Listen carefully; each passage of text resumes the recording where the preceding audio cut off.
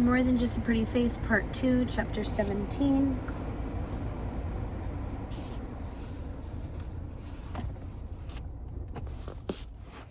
Not so bad. I tried to flex my finger. It stung, but it was definitely bearable. I'll be fine. She perched herself on the edge of the desk, folded her arms across her chest, looked down at me. A kitchen is a place for concentration, yes? I nodded. Do not forget in the future, food has to be the most important thing in your life when you are creating it. The world should be as nothing to you. Yes, chef. She took a deep breath and pick one jam for your little brioche. I'll make for a simpler life, I assure you. It isn't like that. I'm not with anyone. Bisma and I... You do not like the girl? She was, I thought, most charming. She's great, I said, but this other girl, someone to whom you cannot give what she wants. I know nothing of it, of course, so I must say nothing. Very well, go home. I'm fine, I can go back to my station. She jabbed a finger against my forehead. This is not working, so you are not used to anyone here. You're done for the night. Walk. Think if you can manage it. I sighed. Yes, chef. As I got up to leave, I heard Brodier sigh. Wait, she said. She pulled off her toque and tossed it to the desk and then ran a hand over her blonde hair. I am not, I fear, very wise. There are two things I know, and perhaps they can be of benefit. Before I could ask her what she was talking about, Chef Brodier waved one finger in the air with an extravagant flourish. First, you will never regret cooking for a beautiful woman. Yes, that one, I think. Self-explanatory. She picked up her hat and clutched it tightly to her hands. I used to make simple things for the girl I loved. Just an omelette, maybe, or a fig tapenade. I smiled, trying to imagine the dictatorial chef in love. Really? Second, she went on, raising the index finger on her other hand in exactly the same style with which she had raised her first.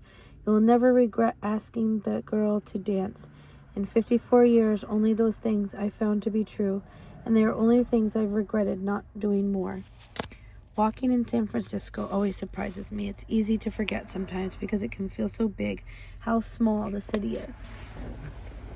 After Chef Brodier told me to go home, I walked under the red lanterns of Chinatown, past the delicious and awful smells of the Tenderloin, headed toward Union Square, a most expensive part of a very expensive town.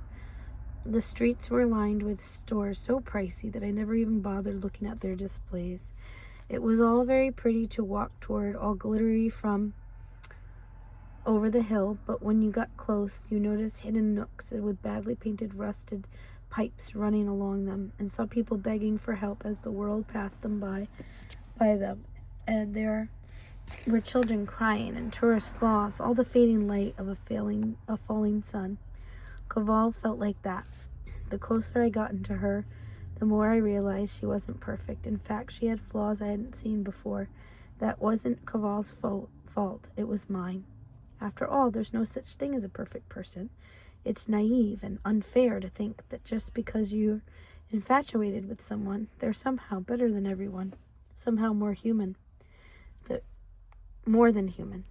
The reason Cavall Savari and I couldn't work wasn't because she had imperfections just like everybody else. It was because her imperfections made it impossible for her to accept mine.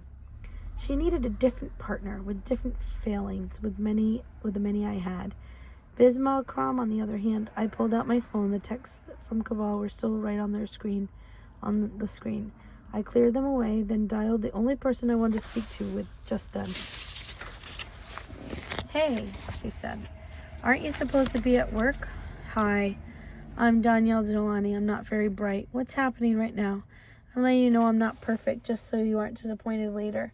Bisma laughed, on the other hand. Okay, well, you'll have to pick different weakness to share. You already told me you weren't bright. I did. I did? Yeah, the first time we met, in your van, remember? I smiled, but of course she couldn't see that. Danielle?